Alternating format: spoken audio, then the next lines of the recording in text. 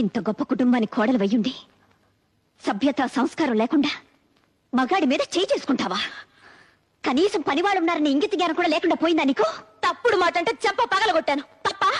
అయినా నువ్వెవరు నాకు అడ్వైస్ చేయడానికి? నాకు అత్తగారివా? కోడలిగా ఈ ఇంట్లో దీపం పెట్టడానికి నువ్వెలా వచ్చావో నేను అలాగే వచ్చాను.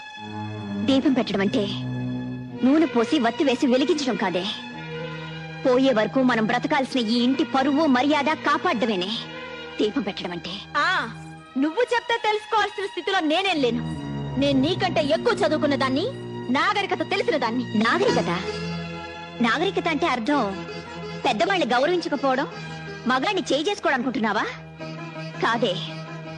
పట్టు చీర కట్టినా పాతి చీర కట్టినా ఎదుటి వాళ్ళు చేతులెత్తి నమస్కరించేలా ఉండటమేనే నాగరికత అంటే. చూడు, ఇంకా ఆర్గ్యుమెంట్స్ అనవసరం. నీతో నీతులు చెప్పించుకునే అవసరం గాని, అడ్డమైన వాళ్ళ ముందు తలంచి బ్రతకాల్సిన కర్మ గానీ నాకు లేదు.